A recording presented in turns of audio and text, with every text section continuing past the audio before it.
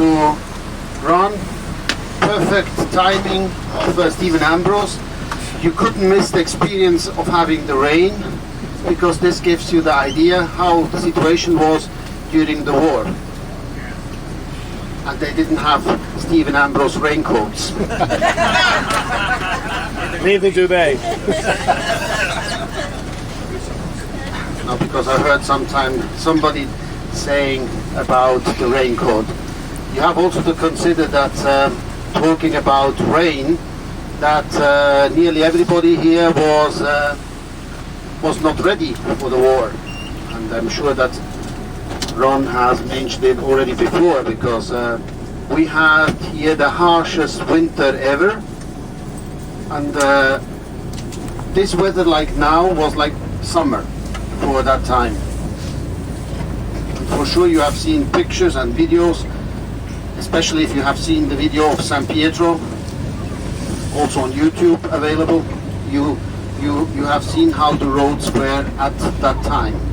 But before talking about war, let us recap where we are. We are in Cassino. Cassino is roughly 120 kilometers south from Rome, and about 80 from north from Naples. At the time of Mussolini, this area belonged to Naples, terra di lavoro. Mussolini could not stand that, did suffer about the issue that his area, the region Lazio, was smaller than others. So, thanks to his position, he just took a little bit here, a little bit there, and so the region Lazio become larger. Because the last town of the region Campania, not Naples, is San Pietro Infine, and there begins Lazio. Of course, as long as you have fun, Naples is nice, but over here we prefer to stick to Rome. It's posher. It's also the capital.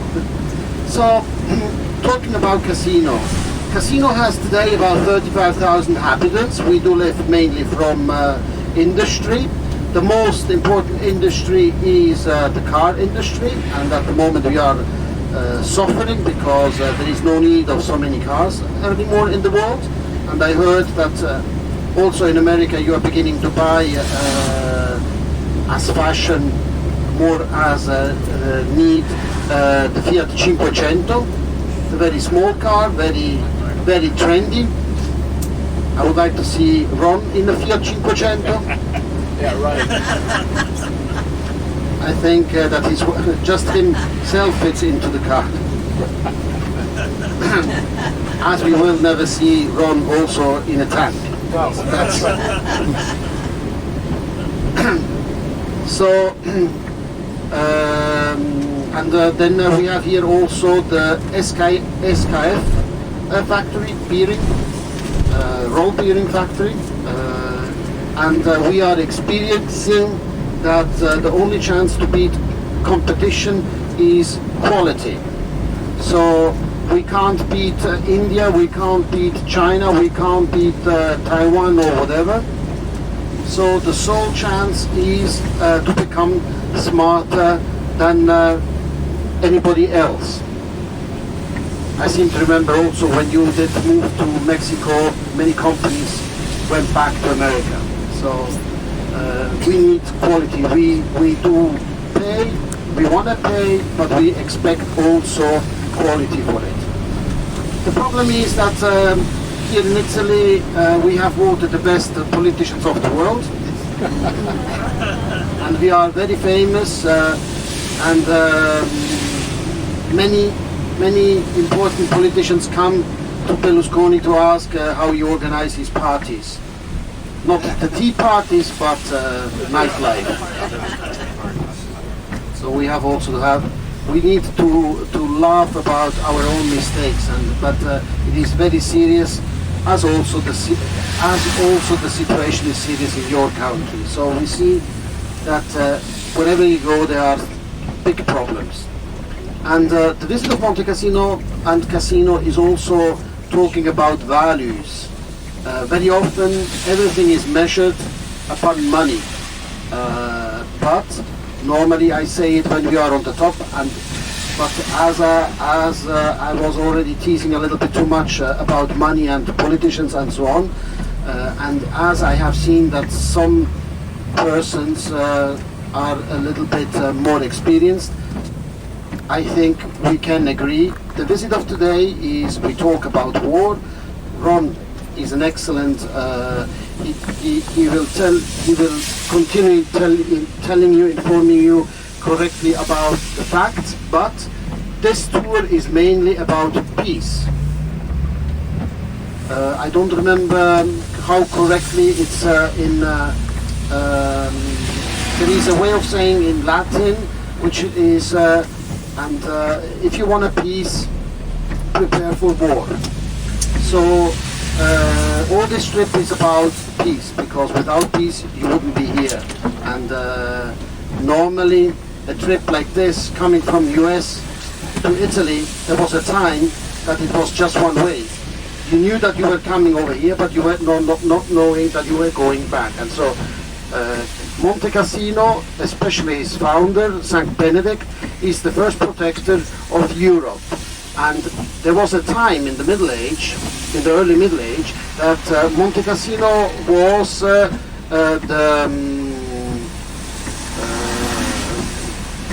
how you say, in when the ships looks for the light tower?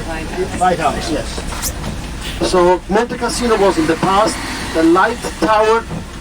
For the Catholics, it's still today the light tower of values in the world, because from here they are sending values all over the world which are still valid, and these values are important to every single person, not depending from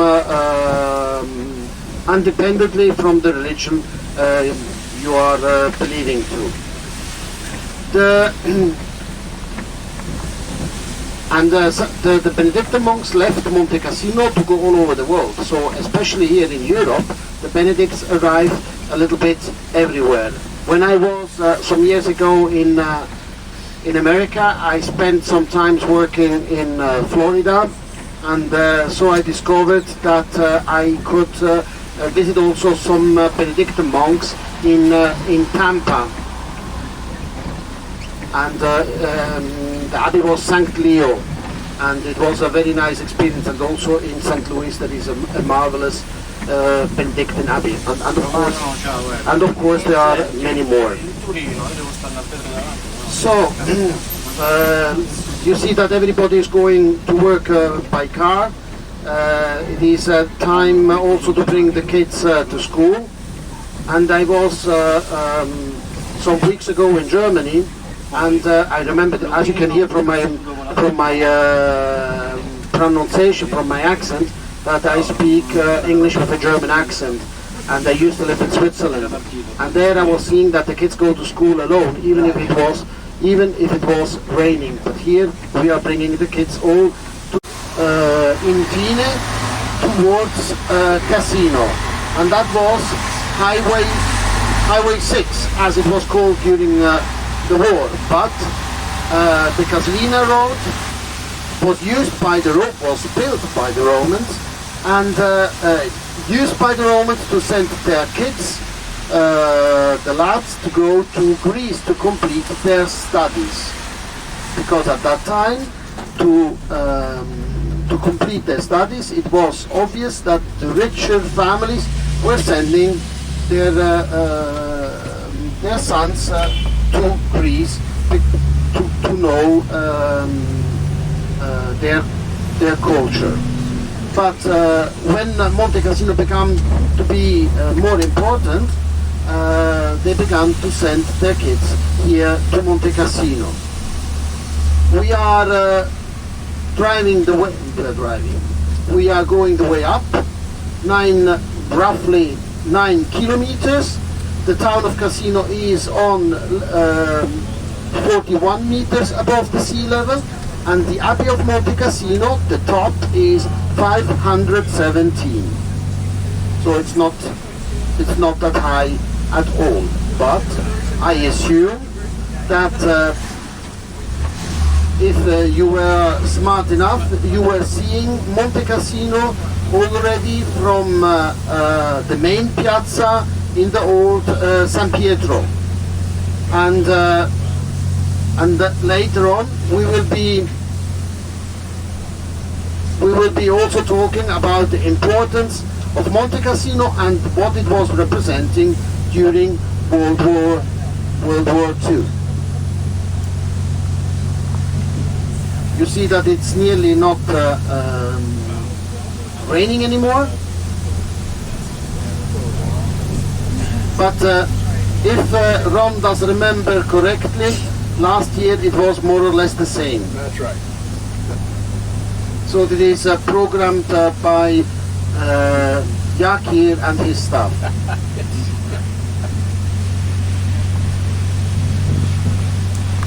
They decided to come on from the other side. But as you have heard and seen, also this attack was a complete disaster, and for the 36th Texas Infantry Division, Mark Clark is still very loved.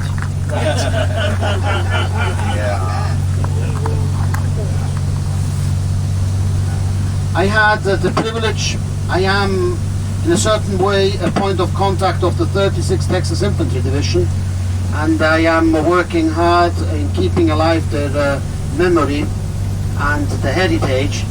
I had once here around the year 2000, 2005, were here 3 veterans, and one of these gentlemen said, and I can clearly remember that he was already very close to the 90s at that time, and he said, I have still nightmares today.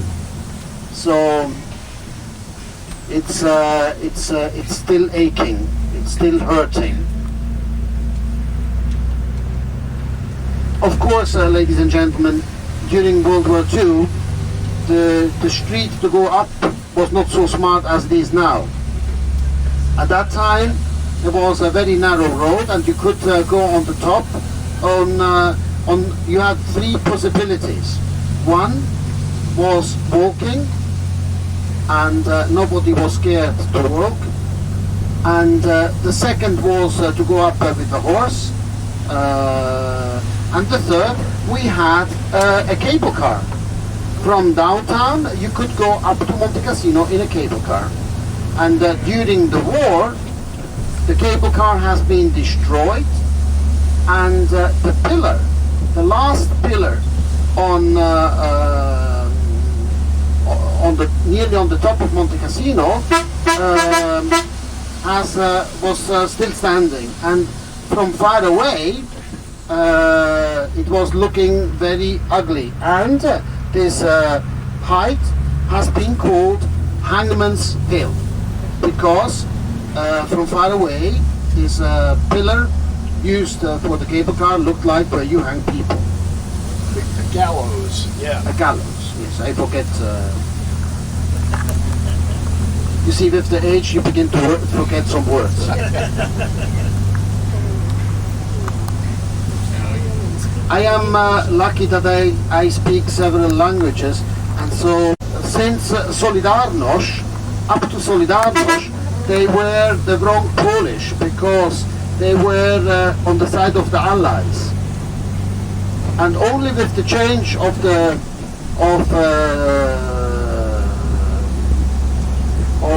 life in Poland, these Polish soldiers have been recognized. And last year, Poland did finally, because Italy paid and built the cemetery. And last year, finally, Poland made some important improvements of this cemetery. Because what I have learned from veterans and families, cemeteries are very important. Cemeteries are this building.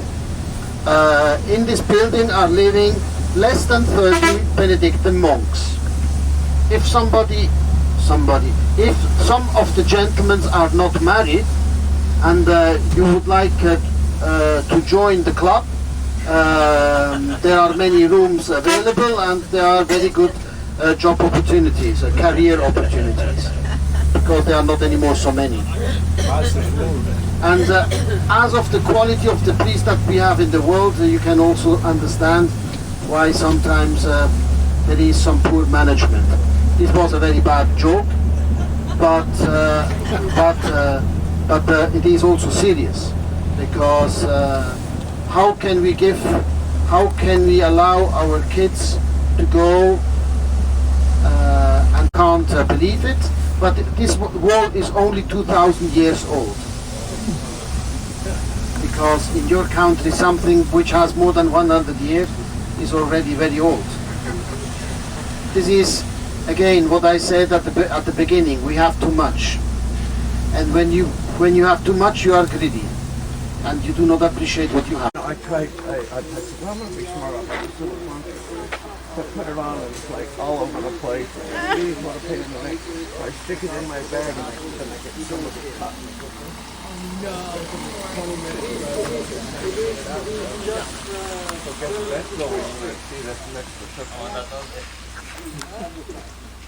Yes. To talk about war, but especially talking about the importance. Especially the elder generation has the task to remember the younger generation how important this value is.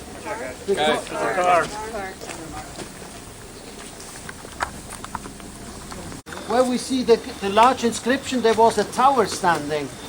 And in this tower, St. Benedict wrote the rule. I don't know if you know the rule, but the rule is a lot of information of how the Benedictine monks had to live to join the club. And these rules, this information are still valid, 1,500 years, and they are still okay. Above the main door, you can see the coat of arms of Monte Cassino. On the right, you see the tower. In the tower, St. Benedict wrote the rule. And on the left, you can see the lion, which is representing the force that the Benedictine monks feel here. The force, and this is part of what I was beginning to say before, we have to teach our kids not just to also to us. So on December the 8th is the first ceremony, and the second ceremony will be on December the 14th in San Pietro in Fine, and then in January we will be having a commemoration of the Rapido River. Ron, if you have spare money, and if you find also a small group, there is a very interesting anniversary in Anzio next year, in January, and there are tons of reenactors. Yeah. And this is very unique, and I'm sure...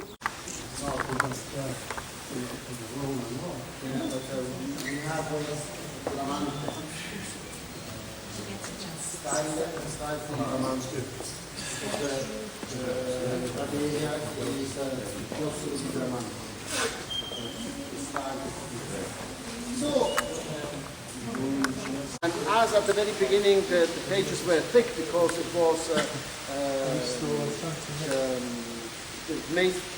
made out of the skin of the animal, and so the pages were very thick, and so these pages were coated with, let's say, like rocks, so they were licking, turning, licking, and so they were in an overworld, and so they were seeing the demons, and so they were saying, oh gosh, this book is really bad, and so they were scared about it. Then that they had affairs, so 1,600 meters, and the Germans had their observation point on 1,200 meters, because the clouds normally arrive below, a little bit higher than 1,000 meters. So the Germans were on Monte Caio.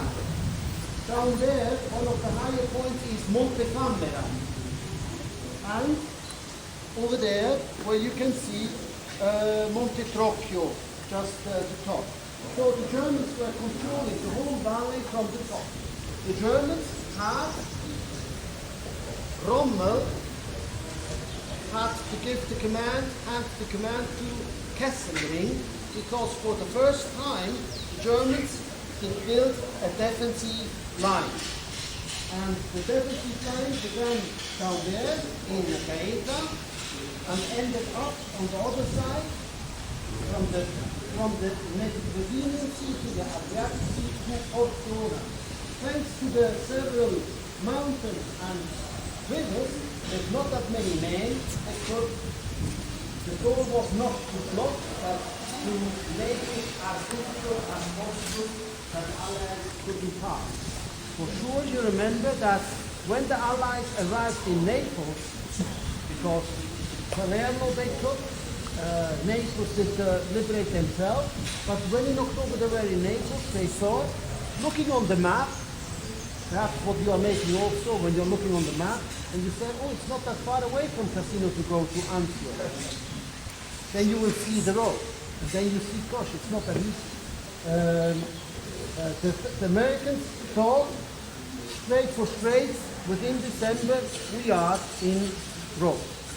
And what happened afterwards, Ron will be explaining it more detailed and more clearly. But being up here, you can understand how difficult it was for the ones attacking from the top.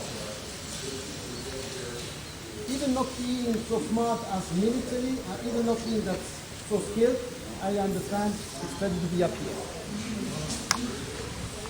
One of the questions that I am like the managers of Monday. Managers of Monday. Yeah, I am the Monday morning quarterback. Afterwards, everybody knows how to do it. This is the church in the Abbey at Monte Cassino.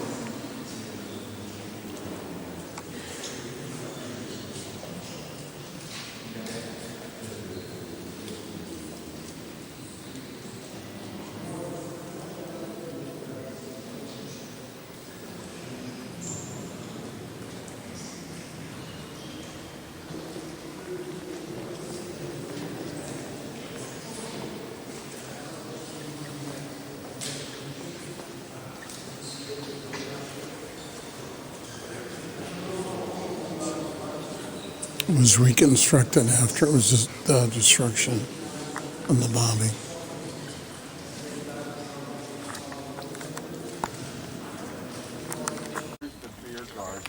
No, you're 20. You have 6 minutes left.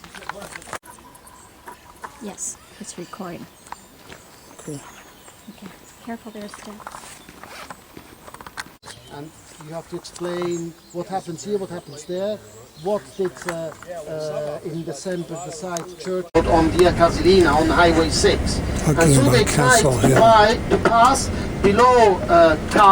below Monte Trocchio, and they passed by with a lot of difficulties and a huge loss of men on the Rapido River.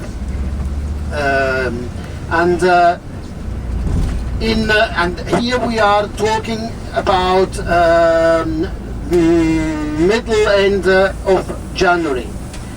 Then the Allies were concentrated between the landing of Anzio, and they thought that attacking from the back they would liberate, make it more easy for the attacks here in the area. But this did not happen, and Ron will be more specific later during the day about Anzio. What happened here? So in the meanwhile, the Allies were attacking on the Rapido River, there was the 34th Infantry, the Red Bull, which were trying to attack from the back and attacking Monte Cassino. They made it. They arrived to the wall of Monte Cassino, but they did realize that they were not able to get the control over the Abbey of Monte Cassino, and so they went back. On the way back, they found Castle Hill, which is on 147 meters above the sea level. At Castle Hill, there were the Germans, and they began a very tough battle between the Germans and the Essex and the New Zealanders and the Indians. There was a very, very bad battle, and many allies lost their life. I had once a tour with medics and nurses, and we did, thanks to diaries, also see that at a certain point there were so many injured and dead. So here, Castle Hill on the right, there were so many injured and dead soldiers that they agreed, both parties agreed to stop for a moment. They met in the middle, on halfway for each other, and they agreed for a couple of hours of stop, and they did even exchange stretchers to move the injured and dead soldier. And as I was saying, at the end, the Germans were not that interested in keeping the position. They were just interested in annoying and damaging as much as possible, and annoying the Allied soldiers. The Allied took the control over Castle Hill, but then began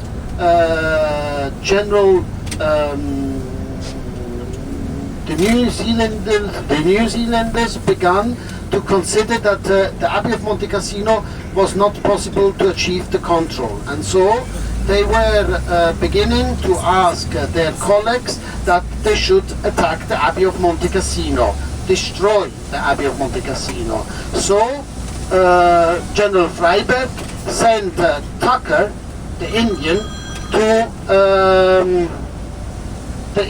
to Naples, and at the bookshop he bought a book about Monte Cassino, and he saw that the walls of Monte Cassino, as you have seen on your own in the crypt, they were very thick, and so they thought that it would be a fortress. So the New Zealanders and the Indians pushed General Mark Clark to take the decision to destroy the abbey.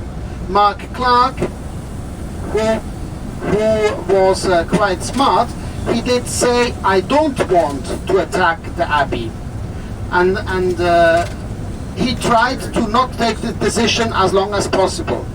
And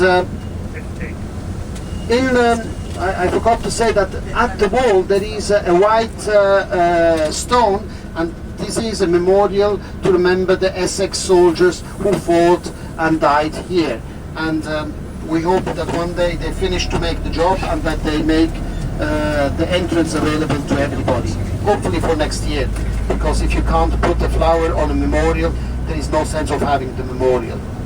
So the Mark Clark didn't want to accept this decision, and so the New Zealanders, which had a particular agreement, they went directly, they bypassed Mark Clark and went to the top, because the agreement was that the New Zealanders could go away in any moment. They did not respond on Mark Clark, and as the Allies needed even